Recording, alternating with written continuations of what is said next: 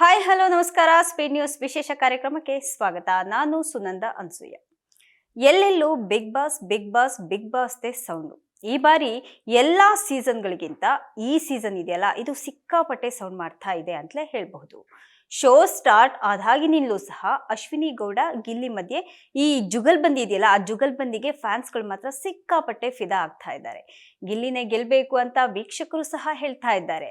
ಅತ್ತ ಇನ್ನೂ ಕೆಲವರು ಇಲ್ಲ ಇಲ್ಲ ಗಿಲ್ಲಿ ಗೆಲ್ಬಾರ್ದು, ನಮ್ಮ ಕನ್ನಡ ಪರ ಹೋರಾಟಗಾರ್ತಿ ಅಶ್ವಿನಿ ಗೌಡ ಮೇಡಮ್ ಅವರೇ ಗೆಲ್ಬೇಕು ಅಂತ ಹೇಳ್ತಿದ್ದಾರೆ. ಇನ್ನು 3-4 ದಿನಗಳು ಬಾಕಿ ಇದ್ದು ಬಿಗ್ ಬಾಸ್ 12 ವಿನ್ನರ್ ಯಾರು ಅಂತ ಗೊತ್ತಾಗ್ತಾ ಇದೆ. ಇನ್ನು ಈಗಾಗಲೇ ಅಶ್ವಿನಿ ಗೌಡ ಕೂಡ ಫಿನಾಲೆಯನ್ನ ತಲುಪಿದ್ದಾಯ್ತು.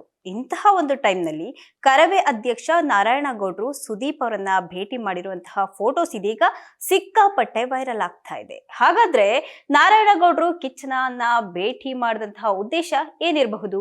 ಅದು ಈ ರೀತಿಯಾದಂತಹ ಫಿನಾಲೆ ಟೈಮ್ನಲ್ಲೇ ಈ ರೀತಿಯಾಗಿ ಭೇಟಿ ಮಾಡಿರೋದಕ್ಕೆ ಎಲ್ಲರೂ ಸಹ ಅಶ್ವಿನಿ ಗೆಲ್ಸೋದಕ್ಕೆ ಅಂತ ಏನೋ ಪ್ಲಾನ್ ಮಾಡ್ತಾ ಇದ್ದಾರೆ ಅಂತಲೇ ಅಂದ್ಕೊಂಡಿದ್ದಾರೆ. ಅದು ಸಹಜನೇ ತಾನೆ. ಈಗಾಗಲೇ ಗಿಲ್ಲಿ ಕ್ರೇಜ್ ಕಮ್ಮಿ ಆಗಿ ಅಶ್ವಿನಿ ಗೌಡ ಕ್ರೇಜ್ ಹೆಚ್ಚಾಗ್ತಾ ಇದೆ ಅನ್ನುವಂತಹ ಮಾತುಗಳನ್ನ ಸಹ ಕೇಳ್ತಾ ಇದ್ದೀವಿ. ಈಗ ನಾರಾಯಣಗೌಡರು ಸುದೀಪ್ ಅವರು ಮೀಟ್ ಮಾಡಿರುವಂತಹ ಫೋಟೋಸ್ ವೈರಲ್ ಆಗಿದ್ದು ಎಲ್ರಿಗೂ ಸಹ ಶಾಕ್ ಆಗಿದೆ. ಹಾಗಾದ್ರೆ ಯಾಕೆ ಮೀಟ್ ಮಾಡಿದ್ರು ಗೊತ್ತಾ?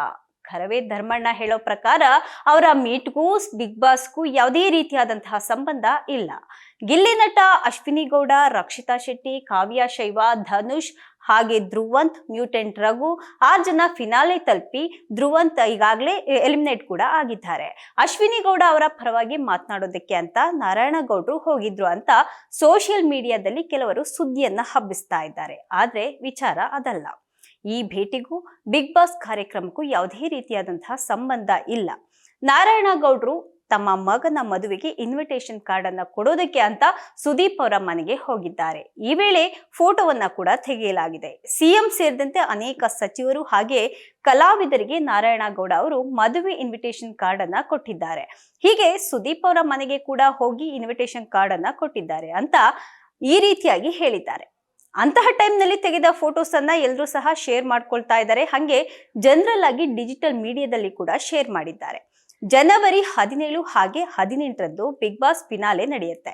ಸೋಷಿಯಲ್ ಮೀಡಿಯಾದಲ್ಲಿ ಎಲ್ಲಾ ಸ್ಪರ್ಧಿಗಳ ಪರವಾಗಿ ಭರ್ಜರಿಯಾದಂತಹ ಪ್ರಚಾರ ಕೂಡ ಮಾಡಲಾಗ್ತಾ ಇದೆ.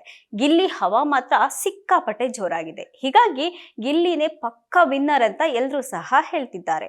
ಇನ್ನು ಕೆಲವರು ಅಶ್ವಿನಿ ಗೌಡ ಗೆಲ್ಬೇಕು ಅಂತ ಹೇಳ್ತಿದ್ದಾರೆ. ಬಿಗ್ ಬಾಸ್ ಕನ್ನಡ ಸೀಸನ್ 12 ಇನ್ನು ಕೆಲವೇ ದಿನಗಳು ಬಾಕಿ ಉಳಿದಿದ್ದು ಗಿಲ್ಲಿ ಒಂದು ದೊಡ್ಡ ಮಟ್ಟದಲ್ಲಿ ಖ್ಯಾತಿಯನ್ನ ಪಡ್ಕೊಂಡಿದ್ದಾರೆ. ಜನರ ಬೆಂಬಲವೂ ಸಹ ಇದೆ. ಇದರ ನಡುವೆ ಅಶ್ವಿನಿ ಗೌಡ ಅವರ ಈ ಹೆಸರು ಕೇಳ್ಕೊಂಡು ಓಡಾಡ್ತಾ ಇದೆ.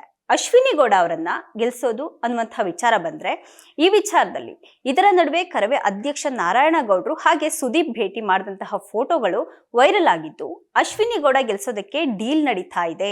ಈ ರೀತಿಯಾಗಿ ಚರ್ಚೆಗಳು ಸಹ ನಡೀತಾ ಇದೆ. ಹಾಗೆ 25 ಲಕ್ಷ ದುಡ್ಡನ್ನ ಕೊಟ್ಟು ಡೀಲ್ ಮಾಡ್ಕೊಂಡಿದ್ದಾರೆ ಅನ್ನುವಂತಹ ಕಾಮೆಂಟ್ ಗಳನ್ನ ಸಹ ಜನರು ಮಾಡ್ತಾ ಇದ್ದಾರೆ. ಇನ್ನು ಇದರ ವಿಷಯವಾಗಿ ಅದರಲ್ಲೂ ಇನ್ನು ಕೆಲವೇ ದಿನಗಳು ಫಿನಾಲೆಗೆ ಬಾಕಿ ಇರುವಾಗ ಈ ರೀತಿಯಾಗಿ ಸುಳ್ಳು ಸುದ್ದಿ ಹಬ್ಬಿದ್ದು ಮಾತ್ರ ವಿಪರ್ಯಾಸ ಅಂತಾನೆ ಹೇಳಬಹುದು. ಇದಾಗಿತ್ತು ಇವತ್ತಿನ ವಿಶೇಷ.